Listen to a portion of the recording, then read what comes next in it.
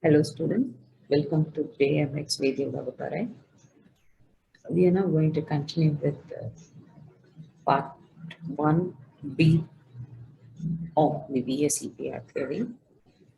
In the previous video, we saw some introductions about VSEPR theory, which is a concise information about the postulates of VSEPR theory. If you have not seen the video, please go back and see the video for you to understand the basics and come to this video. So in this video, what we are going to see is about some specific examples of all the different geometries that could be assigned to molecules based on VSEPR theory. So before we go into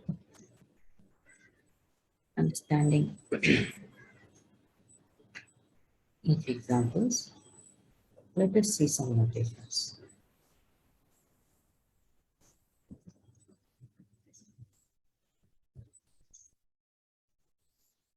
All molecules will be considered as a combination of central atom, and it is denoted the notation A, and surrounding atoms are given the notation X. Now the question will be there in every student mind as to what, how do I assign the central atom? When I have a formula, how do I assign the central atom? So the central atom is an atom which is the least electronegative between the two. So in the given example of boron trifluoride, we see here boron is less electronegative than fluorine atom. And so boron is the central atom and fluorine is the surrounding atom. So whenever you see the formula, you can identify between the elements which is the least electronegative and consider that to be the central atom. So now what we are going to see is about various types of molecules which has a central atom and surrounding atoms. And in this particular case, we are going to see examples where the central atom does not contain lone pair of electrons. So we know from the VSEPR theory, lone pair repulsion is the greatest and bond pair repulsion is the least one. And so now in these examples, what we're going to see is about how bond pair repulsions result in different geometries. This forms the basis for all molecules, and so please listen carefully. So now let's take the first example, molecule of the type AX2. So again, we know A is the central atom, X is the surrounding atom. So simple example of this type is beryllium difluoride. So in beryllium difluoride, we know the atomic number is 4 and its electronic configuration is 1s2, 2s2. And fluorine has an atomic number 9 and its electronic configuration is also given here. So what we have to understand in this example is that beryllium difluoride has a geometry, has a linear geometry and has a bond angle of 180 degrees. So now in this particular example, how do we tell that the geometry is linear and the bond angle is 180 degrees? That is what we're going to see now. So in this particular example, we always consider the valence electrons. So the valence electrons are highlighted here for you to know the number of valence electrons in beryllium and fluorine. So when we begin to write the structure, first and foremost, when we say it is a linear geometry, we have the central atom and the other surrounding atoms are far apart from each other such that the bond angle is 180 degree. So when the bond angle is 180 degree, you know the elements are at maximum distance from one another. At no other geometries, you will see a maximum bond angle than 180 degrees. This is something we all know. So when there are two groups attached to a central atom, the the geometry will be linear. So now in beryllium difluoride, we understand will also have a linear geometry with the two bonds just at extreme ends of the atom and the bond angle is 180 degree. Now the question is how do we assign this? So we know beryllium has 2 valence electrons according to Lewis structure. And then we have fluorine, which has 7 valence electrons.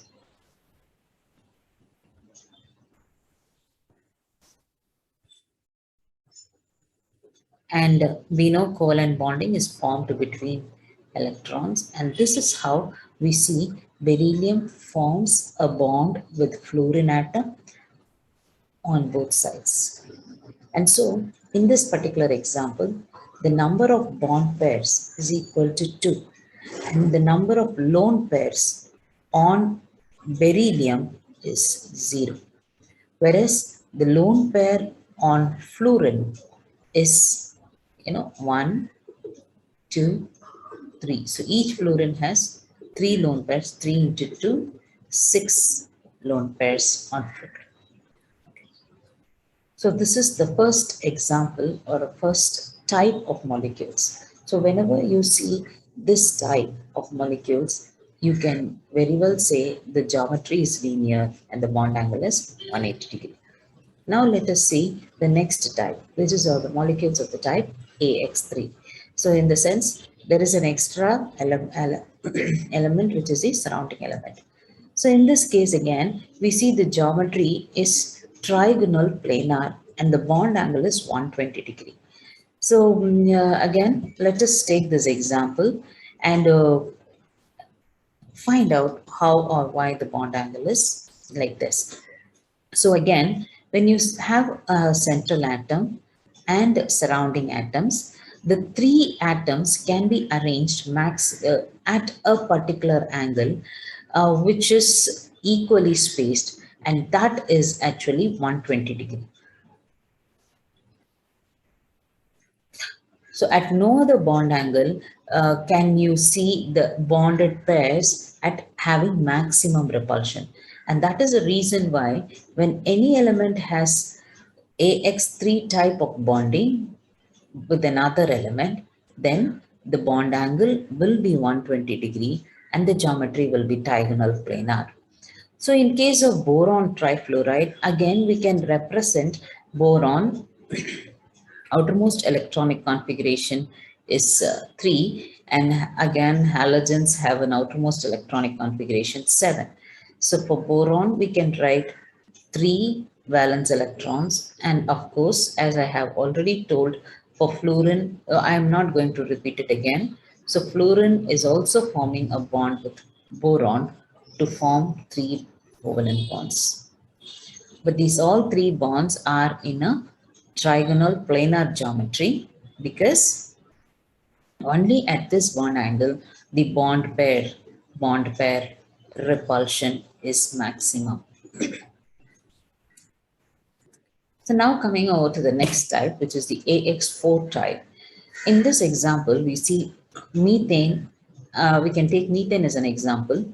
And again, I go into the geometry. You have all studied that carbon has a tetrahedral geometry because it has 4 bonds, simply because it has 4 bonds. So when a molecule is having 4 atoms attached to it, sorry, when an element is having 4 atoms attached to it, then the elements are arranged in such a geometry where all the 4 bonds are in a tetrahedral corners of the tetrahedron. So the bond angle is 109 degree.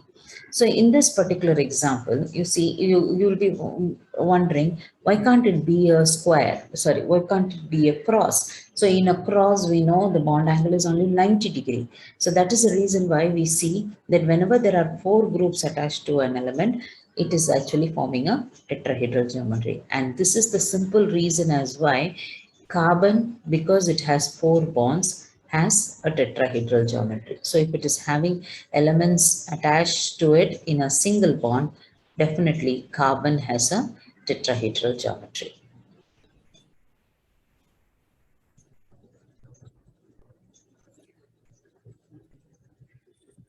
But then, as I told you in the introductory slide, the least electronegative element will be the central element. But here in this case, we see carbon is not lesser electronegative than hydrogen. But then hydrogen cannot have more than one bond, and that is the reason why we cannot keep hydrogen as the central atom. So again, coming to carbon's Lewis electronic structure. So carbon has four valence electrons, and each of the four valence electron is bonded to each hydrogen atom.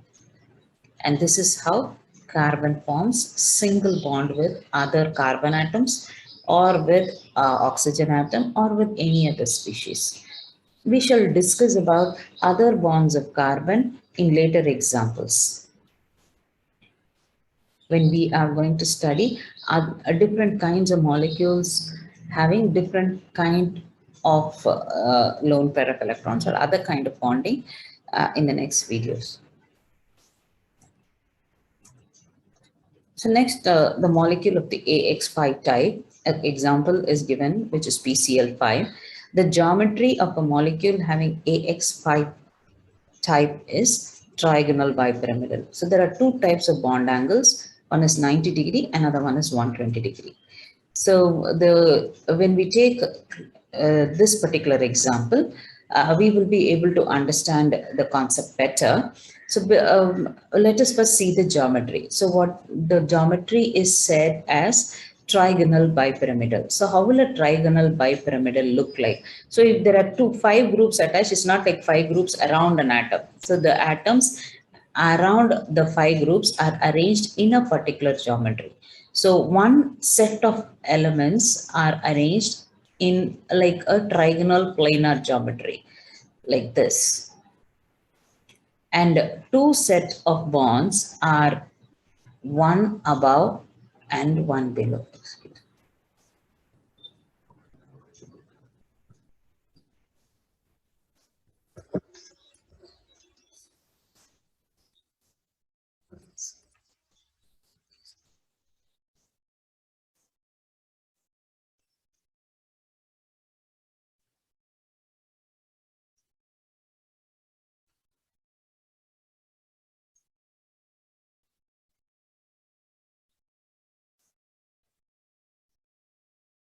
So we see this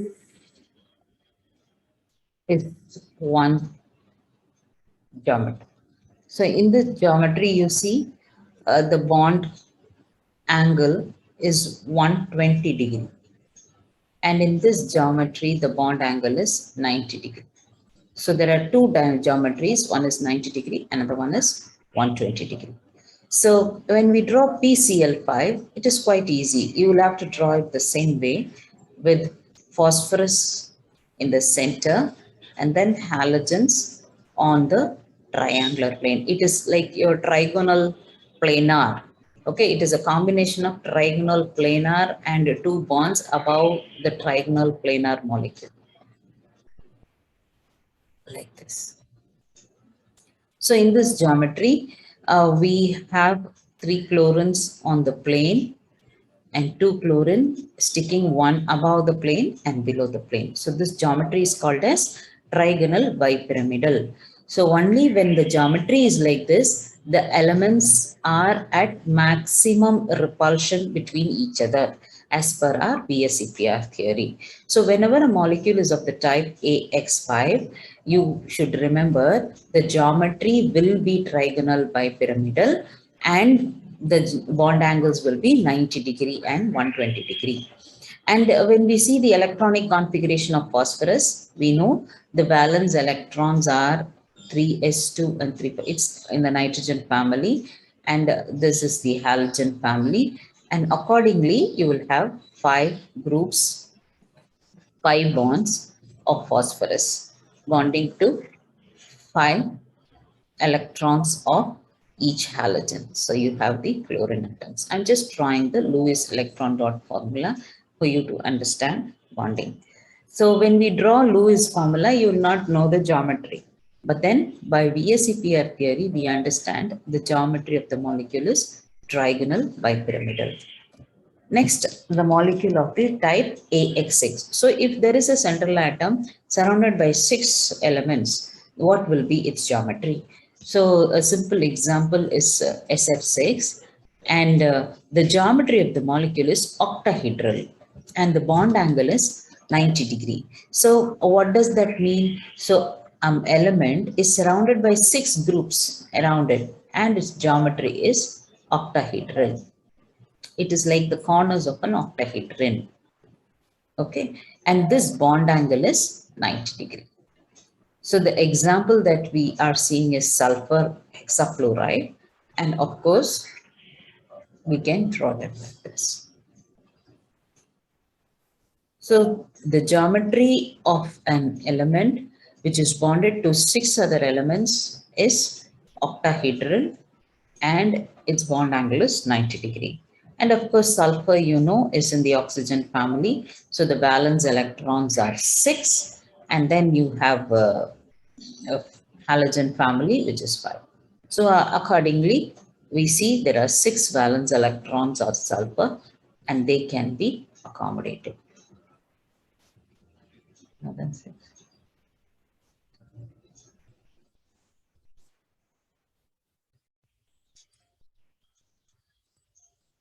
So you have the halogens.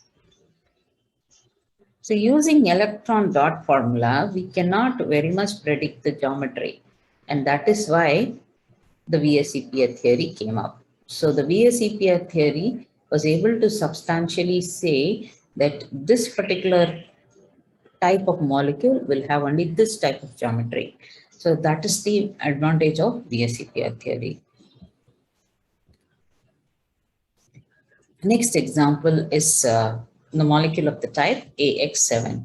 So when we see the molecule of the type AX7, again, the geometry is called as pentagonal bipyramidal.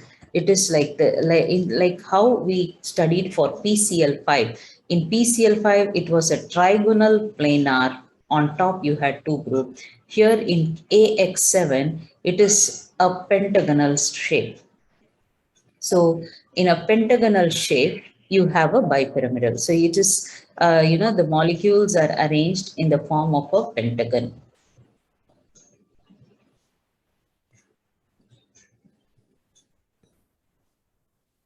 Okay. And then 2 groups, one above and one below.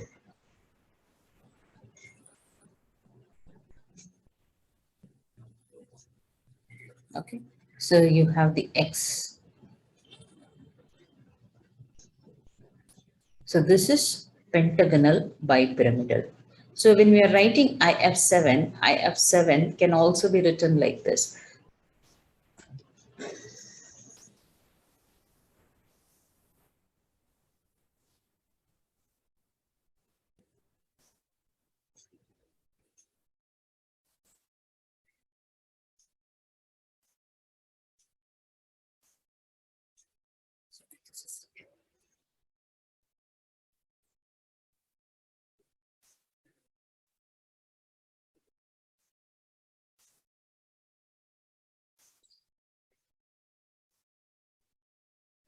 Two groups above and below.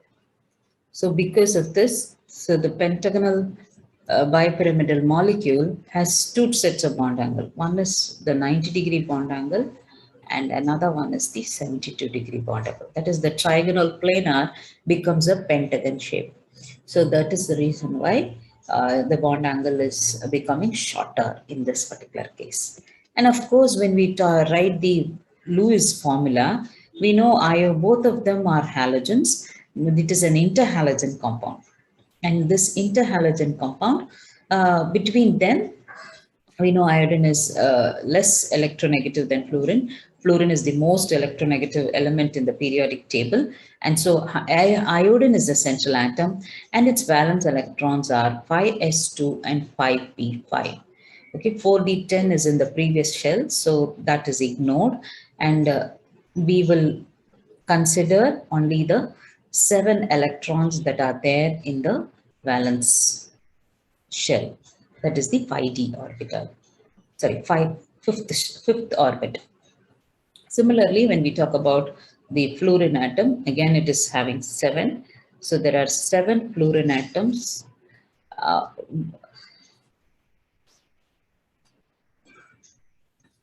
and each of them having valence electrons 7. So I've drawn only 6. so on.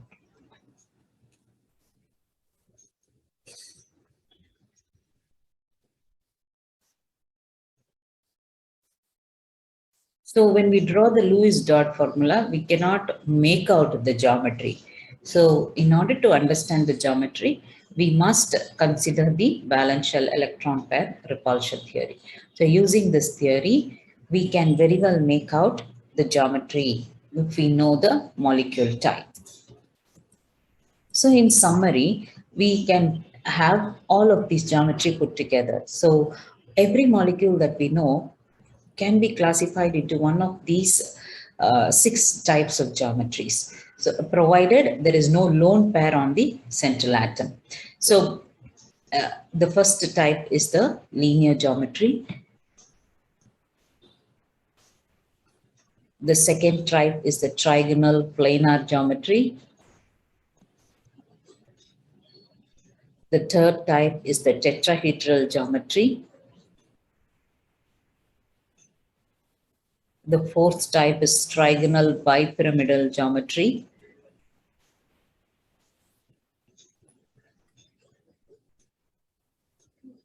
The next is octahedral geometry.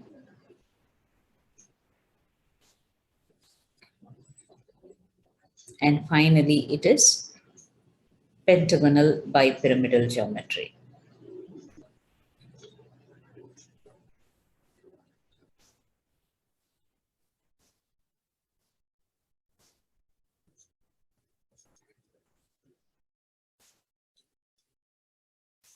These are simple one examples that I have given.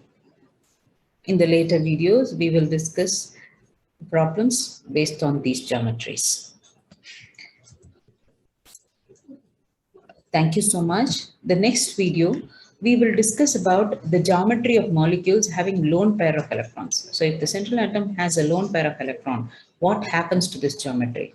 So all molecules will have only these 6 types of geometries, but based on the lone pair present on them, the geometries will be modified.